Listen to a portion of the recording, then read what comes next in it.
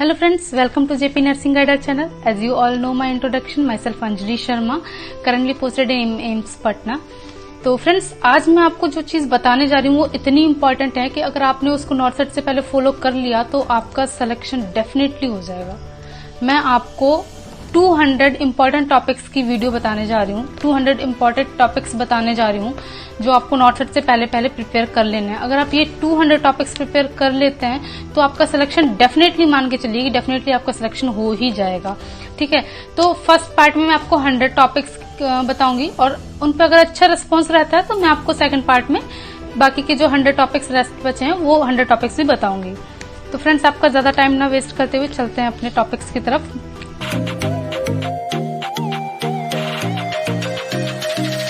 तो first topic बताती हूँ.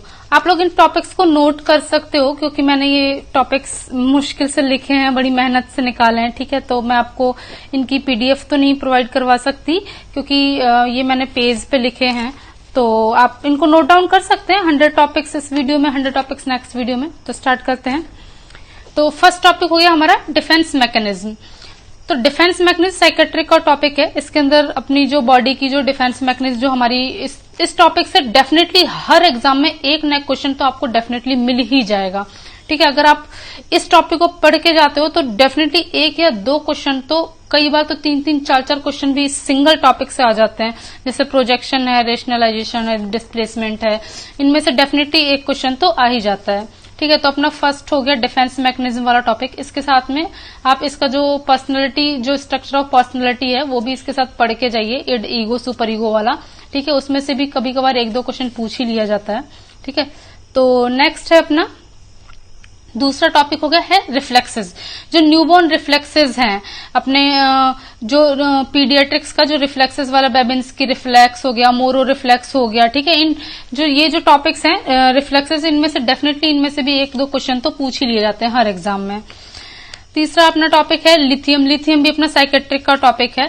लिथियम कुछ जो मेडिसिन, जो ड्रग्स है ना, उनमें से इतने ज्यादा क्वेश्चंस पुट अप हो जाते हैं. जैसे MgSO4 है, लिथियम है, डिजॉक्सिन है. तो इन टॉपिक्स को भी आप लोग एक बार ध्यान में रख के जाएंगे, थोड़ा थोड़ा इन पे प्रिपेयर करके जाएंगे तो आपको प्रोबेबिलिटी बनती है कि इनसे क्वेश्चन डेफिनेटली आता ही आता है. और इनसे अगर नहीं आता है तो इनडायरेक्टली कहीं ना कहीं से इनसे इंक्लूड करके इन टॉपिक्स को या फिर इनसे कनेक्टेड कुछ ना कुछ क्वेश्चन जरूर आ जाता है. ठीक है, तो आप इन टॉपिक्स को पढ़ के जाएं. लिथियम है. अपना फोर्थ टॉपिक जैसे डिजॉक्सिन है. ठीक है, डिजॉक्सिन से भी डेफिनेटली 1-2 क्वेश्चन आ ही जाता है. ठीक है, ये आइनोट्रॉप है अपना, तो डिजॉक्सिन पढ़ के जाएं. ठीक है, हेपेरिन है एंड वॉरफेरिन है, इनसे भी क्वेश्चन आ जाता है. हेपेरिन, वॉरफेरिन, इनको भी पढ़ के जाएं. अपना 6th टॉपिक है जैसे ब्रेस्ट फीडिंग है. ब्रेस्ट फीडिंग पीडिया का जो टॉपिक है, ब्रेस्ट फीडिंग से भी most of the time question आता ही आता है. ठीक है, इससे जो 7th टॉपिक है वैक्सीनेशन. वैक्सीनेशन कम्युनिटी हेल्थ का जो टॉपिक है, इसको डेफिनेटली पढ़ के जाएं. इसमें से 2, 3, 4, 5 क्वेश्चन तक एक एग्जाम में देखे गए. तो ये जो वैक्सीनेशन वाला जो टॉपिक है, इसमें से भी एक क्वेश्चन तो 100% आना ही आना है, हर एग्जाम में आना है. तो इस पे थोड़ा आप ध्यान करके जाएं, वैक्सीनेशन को अच्छे से पढ़ के जाएं, इसमें से जरूर टॉपिक आएगा. ठीक है, कम्युनिटी का एक और टॉपिक मैं आपको बता देती हूँ, 2 टॉपिक और. जैसे लेवल ऑफ प्रिवेंशन है.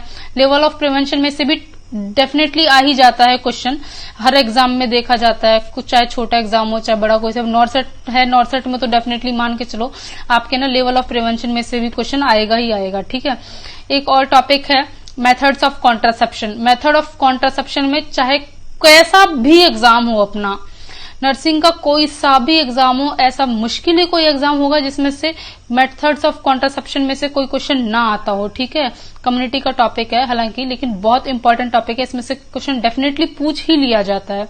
ठीक है, तो फ्रेंड्स मेथड्स ऑफ कॉन्ट्रासेप्शन भी आप लोग देख के जाएं. हमने 10 टॉपिक मैंने आपको बता दिए. 11th में आपको बताती हूँ. एनटीडी है.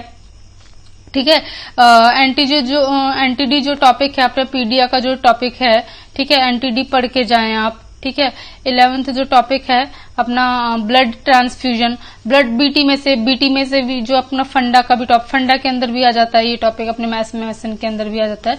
बीटी में से भी बीटी सेट से क्वेश्चन पूछ लिया जाएगा, चाहे बीटी के जो कॉम्प्लिकेशंस हैं या फिर बीटी के टाइम पे जो भी इसके साइड, बीटी के टाइम पे जो कॉम्प्लिकेशंस अराइज होती हैं, बीटी कैसे किया जाता है, कौन सी निडल, कौन सी इसमें कैनोला यूज की जाती है, ठीक है, ये सब में से कोई ना कोई क्वेश्चन पूछा जा सकता है। बीटी के टाइम पे क्या क्या ध्यान रखना है, तो बीटी भी बहुत ही ज्यादा इंपॉर्टेंट टॉपिक है, ठीक है। अच्छा, एनटीडी जो मैं बता रही थी, न्यूरल ट्यूब डिफेक्ट, ठीक है, पीडिया का ये टॉपिक है न्यूरल ट्यूब डिफेक्ट में से। पीडिया की कुछ डिजीजेज जैसे न्यूरल ट्यूब डिफेक्ट हो गया, पायलोरिक स्टेनोसिस हो गया, ये टॉपिक्स बहुत इंपॉर्टेंट है। पीडिया की कुछ डिजीजेज ये पढ़ के जरूर जाएं आप लोग। एक और डिजीज है जैसे टीबी है, टीबी में से भी मोस्टली क्वेश्चन पूछ ही लिया जाता है, या तो टीबी की मेडिसिन, टीबी से आपको अगर आप पूरा पढ़ के जाते हैं इसकी मेडिसिन, इसकी फार्माकोलॉजी वगैरह, तो टीबी की या तो फार्मा से क्वेश्चन आ जाएगा, यानी तो टीबी की कोई पैथोलॉजी पे क्वेश्चन आ जाएगा, इसका कॉज पूछ लिया जाएगा, माइकोबैक्टीरियम ट्यूबरक्लोसिस जो है, तो इससे भी क्वेश्चन आ ही जाता है, ठीक है। अपना 13 टॉपिक देखते हैं, ईडीडी कैलकुलेशन। ईडीडी कैलकुलेशन इतना इंपॉर्टेंट टॉपिक है फ्रेंड्स। ईडीडी इतना इजी है, जो नेग्लिज फॉर्मूला यूज होता है, इतना इजी सा टॉपिक है, छोटा सा। दो मैं आपको टॉपिक्स बताती हूँ कैलकुलेशन से रिलेटेड, जिनमें बहुत मिस्टेक्स भी होती हैं, लेकिन ये बहुत इंपॉर्टेंट टॉपिक है, इनमें से कुछ ना कुछ क्वेश्चन जरूर पूछ लिया जाता है, ठीक है। जैसे एक तो ईडीडी हो गया, ईडीडी कैलकुलेशन आपको नेग्लिज फॉर्मूला यूज करना होता है, बहुत ही ज्यादा इजी है, ठीक है। 9 months + 7 days आपको ऐड करके और फिर वो बताना है। और इसके साथ ही कैलकुलेशन का एक और टॉपिक आता है ड्रग एडमिनिस्ट्रेशन। ड्रग एडमिनिस्ट्रेशन भी इतना इंपॉर्टेंट टॉपिक है, डेफिनेटली उसमें से क्वेश्चन आता ही आता है। ड्रग एडमिनिस्ट्रेशन अगर आप पूरा पढ़ के जाएंगे तो फॉर्मूला बेस ही क्वेश्चन आ जाएगा, या फिर किसी का कन्वर्ट करने का ही पूछ लिया जाएगा, ठीक है। तो ड्रग एडमिनिस्ट्रेशन वाला टॉपिक भी जरूर से जरूर पढ़ के जाएं। रूट पूछ लेगा ड्रग एडमिनिस्ट्रेशन का, ड्रग कैलकुलेशन पूछ लेगा, ठीक है। Drug calculation and drug administration, ये दोनों टॉपिक्स आप बहुत अच्छे से पढ़ के जाएं। ड्रग कैलकुलेशन बहुत इजी कैलकुलेशन होती है, बहुत बेसिक मैथमेटिक्स पूछी जाती है। अगर आपका बिल्कुल कंसेप्चुअल टाइप, बिल्कुल फंडामेंटल मैथ्स पूछी जाती है, थोड़ी भी अगर आपको मैथ्स आती है, तो आपका डेफिनेटली, आपको फॉर्मूला नहीं भी याद है तो भी आप कॉमन सेंस से भी उनका आंसर्स निकाले जा सकते हैं, ठीक है। फंडामेंटल का एक और टॉपिक है एसिड बेस बैलेंस। इसमें बहुत क्वेश्चन गलत करते हैं लोग, लेकिन बहुत ही अगर आप, ये इतना कंसेप्चुअल टॉपिक है, अगर आपने इसको कंसेप्चुअली एक बार अच्छे से पढ़ लिया, एक बार कंसेप्ट इसका समझ लिया, तो आपका इसमें से क्वेश्चन गलत होना नामुमकिन है, बिल्कुल, ठीक है। तो एसिड बेस बैलेंस है, ठीक है, इसको आप पढ़ के जाइए, बहुत अच्छे से इसको पढ़ के जाइए। कंपनसेटरी, नॉन कंपनसेटरी, ये पूरा टॉपिक अच्छे से पढ़ के जाइए, बहुत इंपॉर्टेंट टॉपिक है, इसमें से क्वेश्चन पूछ ही लेता है, ठीक है। अपना 15th टॉपिक है सूचरिंग। सूचर में से भी कौन सा सूचर है, ये है ना, मोनोफिलामेंट है या फिर एब्जॉर्वेबल है, नॉन ऑब्जर्वेबल है ना, कैटगट, मोनो कैटगट, ये सब सूचर में से भी डेफिनेटली क्वेश्चन आ ही जाता है। इमेज, या तो इमेज बेस भी आ सकते हैं इसमें से, या फिर सूचर का भी टाइप पूछा जा सकता है, कौन से टाइप का सूचर है, ये ऑब्जर्वेबल है, नॉन ऑब्जर्वेबल है, ठीक है। सूचर के साथ ही मैं आपको एक और चीज बताती हूँ, जो स्कैल्पल्स जो होती हैं, है ना, जो ब्लेड्स होती हैं, उनके नंबर, इमेज बेस्ड क्वेश्चन पूछे जाते हैं, उनके नंबर्स एक बार इमेज देख के जाइए उन जो स्कैल्पल्स हैं उन सब की, ठीक है, कि क्या क्या कौन सी इमेज से नंबर की जो ब्लेड है कैसी दिखती है, ठीक है। तो ये ध्यान से देख के जाएं, ठीक है। अपने ड्रग ऑफ चॉइसेस, ठीक है, फंडामेंटल का जो है ड्रग ऑफ चॉइसेस, और एक तो ड्रग ऑफ चॉइसेस, और आपके एक जो है जो एंटागोनिस्ट जो होते हैं ना, एक तो ड्रग ऑफ चॉइसेस आप बहुत ही ज्यादा अच्छे से पढ़ के, कोई drug of choice her exam में किसी ना किसी ड्रग का, इतनी सारी, हालांकि मैं मानती हूँ बहुत ज्यादा ड्रग्स हैं, ठीक है, ये आपको सारी के सारे ड्रग ऑफ चॉइसेस नहीं याद होंगे, लेकिन जो बहुत इंपॉर्टेंट है, जो फ्रीक्वेंटली यूज होती है ना, ज्यादा से ज्यादा यूज होती हैं, वो आप जरूर से जरूर पढ़ के जाएं। ड्रग ऑफ चॉइसेस, उन मेडिसिन जो भी डिजीजेज है, उनकी जो इम्पोर्टेंट जो ड्रग ऑफ चॉइसेस है वो जरूर आप पढ़ के जाएं, ठीक है। नेक्स्ट है बर्न, फंडामेंटल का बर्न हो गया, ठीक है, बर्न टॉपिक हो गया। उसके अलावा बर्न में एक तो पार्कलैंड जो फॉर्मूला है उससे आपको क्वेश्चन पूछ लिया जा सकता है कि ना कितने बॉडी सरफेस एरिया कितना ज्यादा कवर हुआ है, या फिर फॉर्मूला पूछ लिया जाएगा कि, या फिर कैलकुलेशन करवा के पूछ लिया जाएगा कि कितना आपको फ्लूइड लॉस हुआ है, कितना फ्लूइड आपको देना है। बर्न का मैनेजमेंट पूछ सकते हैं, कौन सा डिग्री बर्न हुआ है ये पूछा जा सकता है, ठीक है। तो ये डिग्री की बात आ गई तो मैं आपको एक और चीज बता देती हूँ कि जो अल्सर है ना, डेक्यूबाइटिस अल्सर या बैक सोर्स जिन्हें हम बोलते हैं, उनसे भी फंडा के उस टॉपिक से भी बहुत ज्यादा क्वेश्चन पूछते हैं। इमेज बेस्ड क्वेश्चन पूछ लिए जाते हैं। तो बेड सोर्स की, ठीक है, इनकी इमेजेस देख के जाइए कि कौन से स्टेज की कौन सी इमेज है, ठीक है। तो ये भी बहुत ज्यादा इंपॉर्टेंट टॉपिक हो गया। आईसीडी, इंटरकॉस्टल ड्रेनेज ट्यूब, इसमें से भी डेफिनेटली क्वेश्चन आता है फ्रेंड्स, ठीक है। वाटर सील जो ड्रेनेज है ना, इसमें से डेफिनेटली क्वेश्चन आएगा ही आएगा, ठीक है। या तो आपको उसका डिफेक्ट पूछ लिया जाएगा कि, ठीक है, आईसीडी ड्रेनेज कब ठीक है कब नहीं ठीक है, ठीक है। वाटर सील जो ड्रेनेज होता है उसको जब डेफिनेटली आईसीडी ट्यूब को जरूर पढ़ के जाए, इसमें से भी क्वेश्चन पूछ लिया जाता है, ठीक है। एमएसएन का जो टॉपिक है स्ट्रोक है, ठीक है, ब्रेन का स्ट्रोक, स्पाइनल कोड इंजरी, इनमें से स्ट्रोक में से भी बहुत ज्यादा क्वेश्चन पूछे जाते हैं। पैरालिसिस, ये सीवीए में से सेरेब्रल वेस्कुलर एक्सीडेंट जो है इसमें से।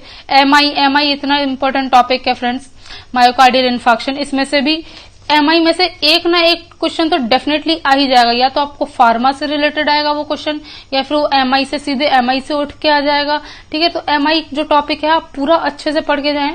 एमआई टॉपिक आपको बहुत ही ज्यादा इसमें से कुछ ना कुछ क्वेश्चन जरूर पूछ लिया जाता है। ईसीजी कब नहीं ठीक है, ठीक है। वाटर सील जो ड्रेनेज होता है उसको जब डेफिनेटली आईसीडी ट्यूब को जरूर पढ़ के जाएं, इसमें से भी क्वेश्चन पूछ लिया जाता है, ठीक है। एमएसएन का जो टॉपिक है स्ट्रोक है, ठीक है, ब्रेन का स्ट्रोक, स्पाइनल कोड इंजरी, इनमें से स्ट्रोक में से भी बहुत ज्यादा क्वेश्चन पूछे जाते हैं। पैरालिसिस, ये सीवीए में से सेरेब्रल वेस्कुलर एक्सीडेंट जो है इसमें से। एमआई इतना इंपॉर्टेंट टॉपिक है फ्रेंड्स, मायोकार्डियल इन्फार्क्शन, इसमें से भी एमआई में से एक ना एक क्वेश्चन तो डेफिनेटली आ ही जाएगा। या तो आपको फार्मा से रिलेटेड आएगा वो क्वेश्चन, या फिर वो एमआई से सीधे एमआई से उठ के आ जाएगा, ठीक है। तो एमआई जो टॉपिक है आप पूरा अच्छे से पढ़ के जाएं। एमआई टॉपिक आपको बहुत ही ज्यादा इसमें से कुछ ना कुछ क्वेश्चन जरूर पूछ लिया जाता है। ईसीजी में आप ये देख जाए जो एमआई है या फिर ना वेंट्रिकुलर फिब्रिलेशन है, इनके इमेज बेस्ड क्वेश्चन पूछ ले जाते हैं, ठीक है। प्रीमैच्योर वेंट्रिकुलर कॉन्ट्रैक्शन है, प्रीमैच्योर आर्टिकुलर कॉन्ट्रैक्शन है, इन सबकी इमेजेस देख के जाए। ईसीजी में से आपको कैलकुलेशन पूछ लेता है, वो बॉक्सेस बना के कि कितनी हार्ट रेट है, पीआर इंटरवल वगैरह। ये तो ईसीजी टॉपिक भी बहुत इंपॉर्टेंट टॉपिक है, आप ईसीजी टॉपिक भी अच्छे से पढ़ के जाए, ठीक है। नेक्स्ट डायबिटीज, एंडोक्राइन में से अगर एंडोक्राइन टॉपिक अगर आपने पूरा नहीं पढ़ा है तो एमएसएन के एंडोक्राइन में से मैं आपको सजेस्ट करूंगी कि एक टॉपिक जरूर से जरूर पढ़ के जाएं, जो कि है डायबिटीज। इस डायबिटीज टॉपिक से डेफिनेटली 1, 2, 3, 4 क्वेश्चन आ जाते हैं सिंगल एग्जाम में। तो डायबिटीज जो टॉपिक है डेफिनेटली पढ़ के जाएं। एंडोक्राइन में से आपका डायबिटीज हो गया, ठीक है, आपका ग्रोथ हार्मोन हो गया, आपका ये कुछ जो है थायराइड, जो थायराइड ग्लैंड है, थायराइड ग्लैंड से क्वेश्चन पूछे जा सकते हैं। ये इतने इंपॉर्टेंट टॉपिक्स है ना फ्रेंड्स। एंडोक्राइन पूरा, वैसे तो एंडोक्राइन ही बहुत ज्यादा इंपॉर्टेंट है, लेकिन एंडोक्राइन के अंदर भी मैं बात करूं तो सबसे ज्यादा इंपॉर्टेंट है डायबिटीज। इसके जो ड्रग्स हैं, डायबिटीज के जो मेडिसिन है, इंसुलिन के टाइम पे जो रैपिड एक्टिंग इंसुलिन है, मिड एक्टिंग, तो इन पे क्वेश्चन पूछ लिया जाता है, ठीक है। जो डायबिटीज है इसकी, जैसे डायबिटिक कीटो एसिडोसिस हो गया, इससे क्वेश्चन पूछ लिया जाएगा, कॉम्प्लिकेशंस से क्वेश्चन पूछ लिया जाता है। तो डायबिटीज पूरा टॉपिक आप अच्छे से पढ़ के जाएं, ठीक है। इसमें से डेफिनेटली एक नहीं तो 2, 3, 4 क्वेश्चन पूछे जा सकते हैं, ठीक है। पीडिया का मैंने आपको बताया ही, पाइलोरिक स्टेनोसिस है, ठीक है, एंटीससेप्शन है, ये सब टॉपिक्स इतने इंपॉर्टेंट है, ये सब टॉपिक्स आप एक बार तो जरूर पढ़ के जाएं, ठीक है। बर्थ मार्क्स हैं, ठीक है, बर्थ मार्क्स में से डेफिनेटली 1-2 क्वेश्चन कभी मोस्टली टाइम आ ही जाता है। साइकेट्रिक में आपके, जैसे साइकेट्रिक में कुछ इंपॉर्टेंट टॉपिक जैसे सिजोफ्रेनिया है, ये 30 नंबर का मैं आपको बता रही हूँ, ठीक है। हमने 29 टॉपिक्स अप्रोक्स डिस्कस कर लिए हैं, ठीक है। 30 टॉपिक है, जैसे सिजोफ्रेनिया से डेफिनेटली अगर साइकेट्रिक टॉप कहीं पे आ रहा है, साइकेट्रिक सब्जेक्ट कोई भी एग्जाम हो, उसमें सिजोफ्रेनिया से तो डेफिनेटली क्वेश्चन आएगा ही आएगा।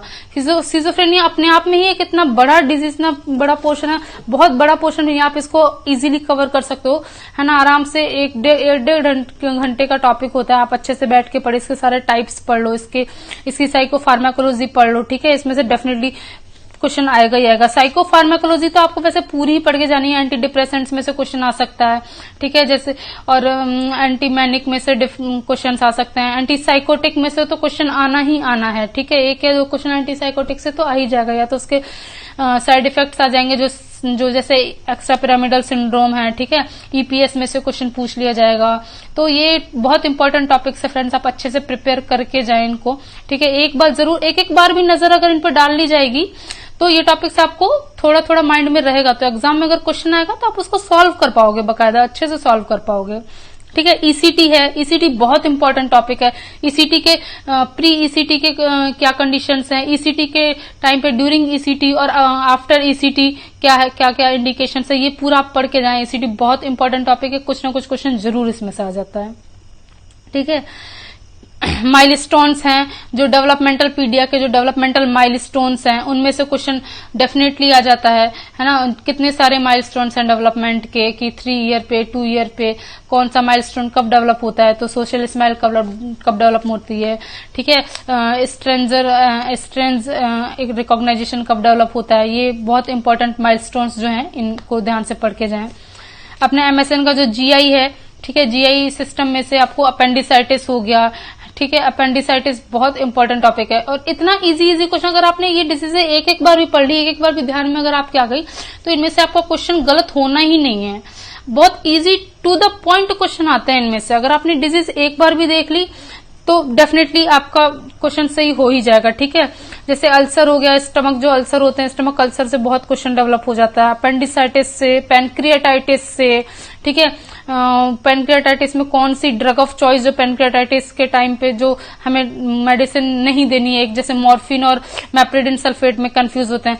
मॉर्फिन पैनक्रियाटाइटिस में हम नहीं देते हैं फ्रेंड्स, मैप्रिडिन सल्फेट, इसको आप याद रखिए। ये चीज नैनक्लेक्स में भी गलत दे रखी है कि मॉर्फिन आपको पैनक्रियाटाइटिस में देना है, लेकिन पैनक्रियाटाइटिस में मॉर्फिन बिल्कुल हम नहीं देते हैं एज एन एनाल्जेसिक, हम उसमें मैप्रिडिन सल्फेट देते हैं, ठीक, मैप्रिडिन क्लोराइड देते हैं। तो ये चीज ध्यान रखें, ठीक है, इसको अच्छे से पढ़ के जाएं।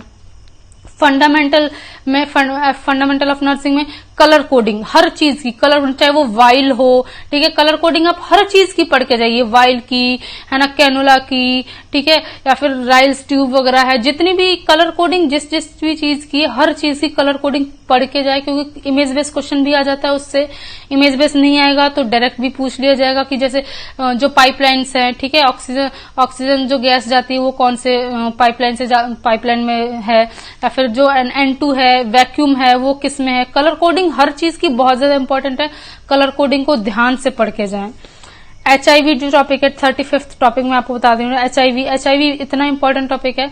HIV से भी इम्यूनिटी, चाहे आप इसको एमएसएन कम्युनिटी में, इसके कम्युनिटी का टॉपिक है मेनली ये। HIV से भी डेफिनेटली 1-2 क्वेश्चन इसके प्रिकॉशन पे पूछ लेगा, या फिर इसकी कॉम्प्लिकेशंस में पूछ लेगा, या फिर HIV के इम्पोर्टेंट जो कॉज है उसी से क्वेश्चन आ जाएगा, इसका सिम्टम पूछ लेगा। तो HIV और हेपेटाइटिस, ये दोनों ही बहुत इंपॉर्टेंट टॉपिक है। HIV से भी ज्यादा इंपॉर्टेंट टॉपिक है आपका हेपेटाइटिस, ठीक है। हेपेटाइटिस में इतने क्वेश्चंस, हेपेटाइटिस के जितने भी टाइप्स हैं, hepatitis A, B, C, D, इनमें से कुछ ना कुछ टॉपिक जरूर आ जाता है, डेफिनेटली आ ही जाता है। इनसे रिस्क इन्फेक्शन आ जाएगा, ठीक है, कि किसका कितना रिस्क इन्फेक्शन है। तो हेपेटाइटिस और HIV दोनों टॉपिक्स को आप अच्छे से कवर करके जाएं, ठीक है।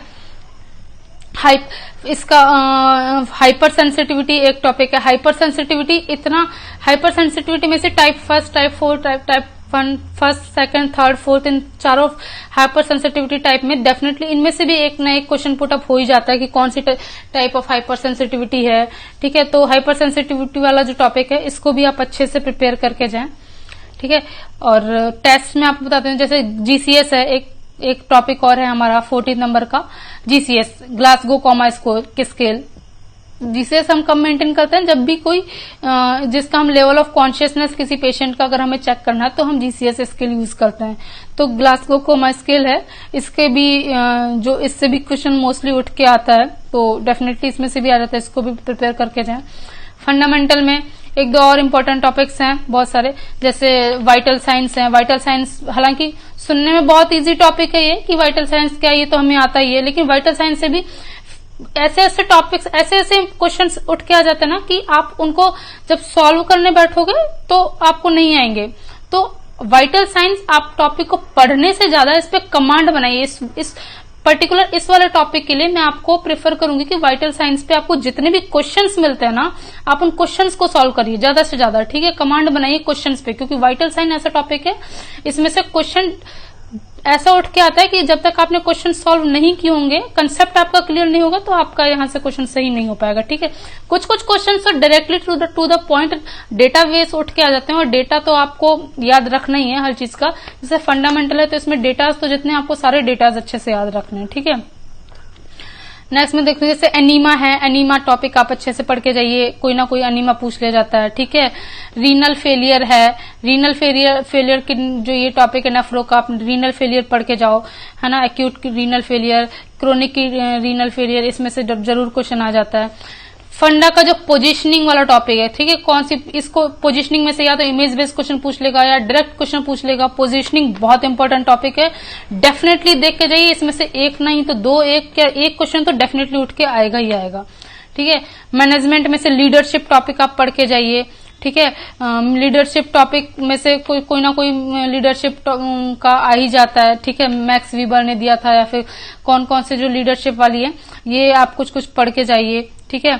सीओपीडी है, ठीक है। COPD chronic obstructive pulmonary disease, respiratory की इस वाली डिजीज में से डेफिनेटली आपको क्वेश्चन उठ के आ ही जाता है। जैसे पिंक पेपर्स हैं, ब्लू ब्लॉटर्स हैं, डायरेक्ट क्वेश्चन भी उठ के आ जाता है, सिम्टम से आ जाता है, चाहे इसके मैनेजमेंट से आ जाएगा, कहीं से भी आ जाएगा, लेकिन इसमें से क्वेश्चन उठ के आ ही जाता है, ठीक है। ये आप टॉपिक कंप्लीट करके जाएं अपना, में से एक नहीं तो दो, एक क्वेश्चन तो डेफिनेटली उठ के आएगा ही आएगा, ठीक है। मैनेजमेंट में से लीडरशिप टॉपिक आप पढ़ के जाइए, ठीक है। लीडरशिप टॉपिक में से कोई ना कोई लीडरशिप का आ ही जाता है, ठीक है। मैक्स वीबर ने दिया था, या फिर कौन कौन से जो लीडरशिप वाली है, ये आप कुछ कुछ पढ़ के जाइए, ठीक है। सीओपीडी है, ठीक है। COPD chronic obstructive pulmonary disease, respiratory की इस वाली डिजीज में से डेफिनेटली आपको क्वेश्चन उठ के आ ही जाता है। जैसे पिंक पेपर्स हैं, ब्लू ब्लॉटर्स हैं, डायरेक्ट क्वेश्चन भी उठ के आ जाता है, सिम्टम से आ जाता है, चाहे इसके मैनेजमेंट से आ जाएगा, कहीं से भी आ जाएगा, लेकिन इसमें से क्वेश्चन उठ के आ ही जाता है, ठीक है। ये आप टॉपिक कंप्लीट करके जाएं अपना।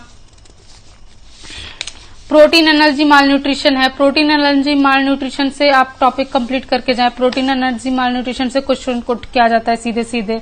डाउन सिंड्रोम से उठ के आ जाता है, डाउन सिंड्रोम आप पढ़ के जाइए। ग्लोकोमा से भी मोस्टली आई की जो कुछ है, आई की जैसे मैं 3-4 टॉपिक्स यहाँ बता दूं, आई की ग्लोकोमा है, ट्रैकोमा है, कैटरेक्ट है, ठीक है, रिफ्रैक्टिव एरर्स हैं। तो ये 4 टॉपिक्स मैंने आपको यहाँ बता दिए, ये 4 टॉपिक्स जरूर पढ़ के जाइए आई में से आप, ठीक है। और जो आई की जो मेडिसिन हैं, जैसे ट्रोपिकामाइड है, ठीक है, एट्रोपिन है, इनको आप थोड़ा देख के जाएं। तो ये भी सेफ देख के जाएं, सेफ किस लिए यूज किया जाता है, ठीक है। सेफ थेरेपी, ये इसमें से भी क्वेश्चन उठ के आ जाता है मोस्टली। ये हमने लगभग 55 टॉपिक्स आपके पढ़ लिए हैं, ठीक है। 55 नहीं, एक्चुअली 60 के आसपास, ठीक है। जीईआरडी आप इसमें से जो अपना गैस्ट्रोइंटेस्टाइनल है, इसमें आपसे जीईआरडी पढ़ के जाएं। जीईआरडी से क्वेश्चन उठ के आ जाता है सीधे सीधे, ठीक है। एंटीडोट्स पढ़ के जाएं आप हर चीज के, ठीक है। एंड फंडा का एंटीडोट में से भी एक ना एक क्वेश्चन आ ही जाता है, डेफिनेटली आ जाता है, ठीक है। अपगार स्कोर पढ़ के जाएं आप, ठीक है। अपगार स्कोर में से भी जो पीडिया का जो टॉपिक है, अपगार स्कोर या तो सीधे कैलकुलेट करने के लिए आ जाएगा। अपगार स्कोर कौन कौन से कंपोनेंट्स हैं ये पूछ ले जाएंगे, ठीक है। इसको पढ़ के जाइए आप। एक गैंग्लियोनिक मेगाकोलोन पढ़ के जाओ, मेगाकोलोन से आ जाता है क्वेश्चन, ठीक है। ओबीजी में मैं आपको कुछ कुछ टॉपिक्स बता देती हूँ, जैसे प्लेसेंटा प्रीविया है, ठीक है। एक तो मेंस्ट्रुएशन है, मेंस्ट्रुएशन से आपको डेफिनेटली क्वेश्चन आना ही आना है। ओव्यूलेशन से उठ के आ जाए, चाहे मेंस्ट्रुएशन से सीधे उठ के आ जाए, तो ये टॉपिक्स आप डेफिनेटली पढ़ के जाएं, ठीक है। मेंस्ट्रुएशन में से क्वेश्चन आएगा ही आएगा, मेंस्ट्रुएशन साइकिल में से। एब्रप्शियो प्लेसेंटा में से आ जाएगा, है ना, ये भी पढ़ के जाइए, ये भी इंपॉर्टेंट टॉपिक है। प्लेसेंटा प्रीविया आप पढ़ के जाओ। लेबर तो इतना इंपॉर्टेंट है कि लेबर से तो क्वेश्चन आएगा ही आएगा, ठीक है। लेबर भी आपको पढ़ के जाना ही है। ये मैं आपको लिमिटेड, मतलब टोटल ही मैं आपको 200 टॉपिक्स बता रही हूँ इतने बड़े सिलेबस में से। आप एटलीस्ट ये, और ये बहुत बड़े बड़े टॉपिक्स भी नहीं है, ये बहुत छोटे छोटे आधे आधे एक घंटे के टॉपिक्स। अगर आपने इनको कंप्लीट कर लिया तो आपके क्वेश्चंस कहीं गलत नहीं होने वाले हैं। थोड़े कंसेप्चुअल हैं, कोई डेटाबेस वाले हैं, आप इनको एक एक नजर भी डाल के जाओगे तो आपके यहाँ से क्वेश्चंस जरूर सही होंगे, ठीक है। 67th में आपको टॉपिक बता देती हूँ, हेमरोइड्स है, ठीक है। हेमरोइड्स को आप अच्छे से पढ़ के जाओ, ठीक है। हेमरोइड्स में से क्वेश्चन पूछा जाता है। पीपीएच से पढ़ के जाओ, पीपीएच पोस्टपार्टम हेमरेज, इसमें से पूछ लेता है, ठीक है। रीनल स्टोन, किडनी का जो ये नेफ्रो का टॉपिक, किडनी स्टोन, ये पढ़ के जाओ। 69 एंटीबायोटिक्स पढ़ के जाओ, ठीक है। एंटीबायोटिक्स में से भी क्वेश्चन आता है। एपिजियोटोमी, कौन सी एपिजियोटोमी है ये, कौन सी एपिजियोटोमी के अंदर क्या आता है, ये पढ़ के जाओ, इसमें से क्वेश्चन आ जाता है ना। फीवर, पायरेक्सिया, पायरेक्सिया के सारे जितने भी फीवर के टाइप हैं, रेमिटेंट पायरेक्सिया, जितने भी फीवर के टाइप है, सारे फीवर के टाइप पढ़ के जाओ। जैसे मलेरिया वाला जो है, सारे इसमें से कुछ ना कुछ टॉपिक आ ही जाता है, कुछ ना कुछ क्वेश्चन आ ही जाता है। हॉट एंड कोल्ड एप्लीकेशन है 70th topic, hot and cold application, ये पढ़ के जाओ। हॉट एंड कोल्ड एप्लीकेशन में से भी एक क्वेश्चन उठ के आ ही जाता है डेफिनेटली। फ्रैक्चर पढ़ के जाओ। ऑर्थो में से अगर कोई टॉपिक पढ़ना है आपको तो आप फ्रैक्चर पढ़ के जाओ, सबसे इंपॉर्टेंट टॉपिक फ्रैक्चर। कितने टाइप के फ्रैक्चर होते हैं, कौन कौन से होते हैं, फ्रैक्चर में से भी टॉपिक आता ही आता है, ठीक है। लंग वॉल्यूम्स, यहां से तो लंग वॉल्यूम आपको बस एक एक लाइन का टॉपिक है। अगर आपने सारे लंग वॉल्यूम पढ़ लिए, डायरेक्ट टू द पॉइंट उठ के क्वेश्चन आ जाता है, कौन से लंग वॉल्यूम्स में से कितना वॉल्यूम है इसका, ठीक है। टीवी कितना है, ठीक है, आरवी कितना है, तो ये पढ़ के जाओ, इसमें से क्वेश्चन आ जाता है। 77th टॉपिक बताती हूँ, सीजर्स, जितने भी जो भी एपिलेप्सी वाला जो टॉपिक है, एपिलेप्सी पढ़ के जाओ। एपिलेप्सी बहुत इंपॉर्टेंट है, इसमें से पूछ लेता है। पार्किंसंस डिजीज में से भी क्वेश्चन पूछ जाता है, पार्किंसंस डिजीज पढ़ के जाओ। गुलिन बार सिंड्रोम, जीबीएस पढ़ के जाओ। जीबीएस में भी इसका ड्रग ऑफ चॉइस पूछ लेगा या फिर इसका कॉज पूछ लेगा, ठीक है। इसका टाइप पूछ लेगा कि कौन सा टाइप है। मल्टीपल स्क्लेरोसिस पढ़ के जाओ, मल्टीपल स्क्लेरोसिस में से क्वेश्चन पूछ लेता है। और डिमेंशिया पढ़ के जाओ, डिमेंशिया में से भी बहुत ज्यादा इंपॉर्टेंट, डिमेंशिया कौन सा सबसे कॉमन डिमेंशिया है, जैसे अल्जाइमर का सबसे कॉमन डिमेंशिया है, ठीक है। डिमेंशिया के टाइप कौन कौन से हैं, ये पढ़ के जाओ। डिप्रेशन, साइकेट्रिक में से आप डिप्रेशन पढ़ो। मैनिया, सिजोफ्रेनिया में आपको बता ही दिया, ठीक है। ये सारे टॉपिक्स मैं आपको बता रही हूँ, ये टॉपिक्स आप लिखते जाइए, ठीक है। मैंने तो बोल दिया, आप टॉपिक्स लिखते जाइए। नहीं लिख सकते तो आप वीडियो को दोबारा भी देख सकते हो, आपके पास वीडियो तो हमेशा अवेलेबल रहेगी। 84th टॉपिक है, आप फोबिया पढ़ो। हिस्टीरिया पढ़ के जाओ। हाइपोकॉन्ड्रियासिस है, ठीक है। ईटिंग डिसऑर्डर्स है, टिक डिसऑर्डर भी इसके अंदर ही आता है, ये पढ़ो। साइकोफार्मेकोलॉजी और साइकोथेरेपी, ये दोनों टॉपिक्स बहुत इंपॉर्टेंट है। साइकोथेरेपी में भी मैं आपको बता देती हूँ, जैसे सिस्टमेटिक डिसेंसिटाइजेशन है, वो बहुत इंपॉर्टेंट टॉपिक है, ठीक है। ये हिप्नोसिस है, कैथरेसिस है। सिस्टमिक डिसेंसिटाइजेशन में से जरूर क्वेश्चन आ जाता है, जरूर पढ़ के जाओ इसको। डिजीजेज में से डिल्यूजन है, इल्यूजन है, हेलुसिनेशन है। इन तीनों में डिल्यूजन, सारे डिल्यूजन पढ़ के जाओ। डिल्यूजन होता है फॉल्स फिक्स बिलीफ, तो जितने भी टाइप के डिल्यूजन हैं, कौन सा डिल्यूजन कौन से डिजीज में सबसे ज्यादा कॉमन है, ठीक है, लेस कॉमन कौन सा है, ठीक है, कौन सा डिल्यूजन में क्या होता है, ये पढ़ के जाओ। डिल्यूजन से भी एक क्वेश्चन डेफिनेटली आ ही जाता है। 89th टॉपिक में आपको बताती हूँ, टीईएफ पढ़ के जाओ, ठीक है। ट्रैकियोइसोफेजियल फिस्टुला, जो पीडिया का टॉपिक है, ट्रैकियोइसोफेजियल फिस्टुला, इसके जो 5 टाइप्स होते हैं, ये पढ़ के जाओ अच्छे से। इसकी कॉम्प्लिकेशंस क्या है, इसमें क्या होता है, ये टीईएफ में से क्वेश्चन पूछा जाता है। फोटोथेरेपी में से, फोटोथेरेपी इमेज बेस्ड क्वेश्चन आ जाता है, ठीक है। या फिर फोटोथेरेपी के क्या टाइप है, क्यों कब दी जाती है, कितने टाइम तक दी जाती है, इसको पढ़ के जाओ, ठीक है।